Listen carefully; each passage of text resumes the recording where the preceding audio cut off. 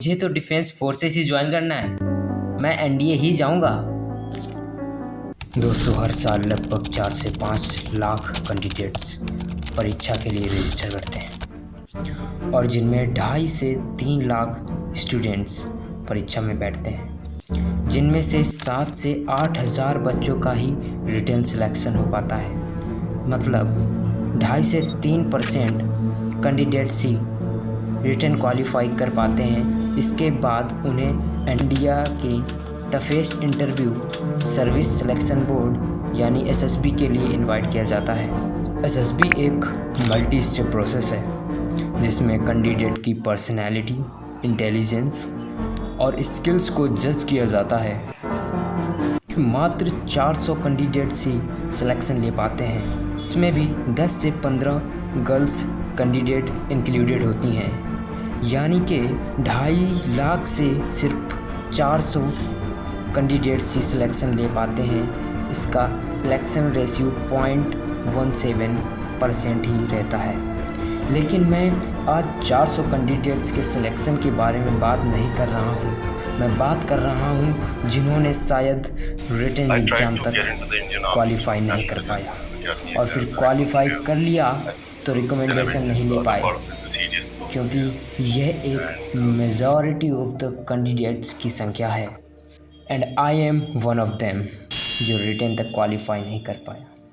कम से कम 2 lakh candidate serious होते हैं, फिर भी उनसे नहीं हो पाता। 99.85% जनता किसी वैकेंसी के लूप में ट्रैप होके रह जाती है एंड इसी तरह से उनका समय जाता रहता है, ईयर्स निकलते रहते हैं and after that they apply in the CDS exam in the defence forces, the other sector of the defence forces from other vacancies. उन्हें सहारा देने के लिए कोचिंग इंडस्ट्रीज, इन्फ्लुएंसर्स और कोचेस आकर बोलते हैं कोई बात नहीं बेटा, यू कैन डू इट, अगली बार हो जाएगा।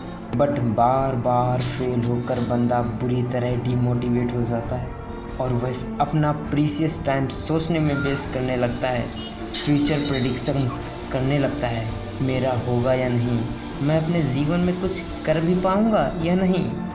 मैं समझता हूँ अगर आप किसी चीज़ में अपना 100% दे चुके हो और फिर भी सफलता नहीं मिल रही है तो निश्चित ही आप गलत रास्ते पर हो। आपको दूसरी चीज़ों को ट्राई करने से नहीं डरना चाहिए। Without wasting your time you have to try other thing.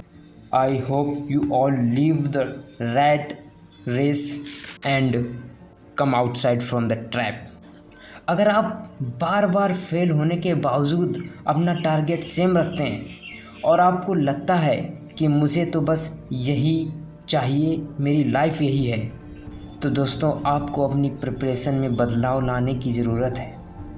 आपको अपनी स्ट्रेटजी को कंसाइज करना होगा और ख़ुद को पुश करना होगा उस लिमिट तक। From that border you can achieve your goal. अपने आप को उतना मजबूत और उतना पावरफुल बनाना होगा ताकि आप उस गोल को प्राप्त कर सकें।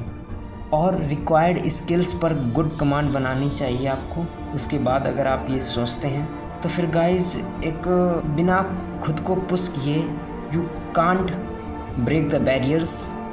और अगर आप सच में अपने टारगेट कुछ प्राप्त करना चाहते हैं ना तो आपको उस लिमिट को पुश करना ही होगा, जिसके बाद आपको वो चीज़ मिल सकती है।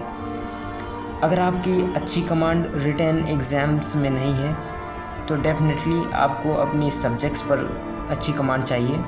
आपको टारगेटेड बेस पर टारगेटेड और कंसाइज स्ट्रेटजी बनानी चाहिए अपने चैप्टर्स की। और अगर आप रिकमेंडेशन नहीं ले पाते हैं तो आपको अपनी स्किल्स पर ध्यान देना चाहिए। Definitely that will work for you. And guys मिलते हैं अगली इंफॉर्मेटिव वीडियोस में, तब तक के लिए जय हिंद।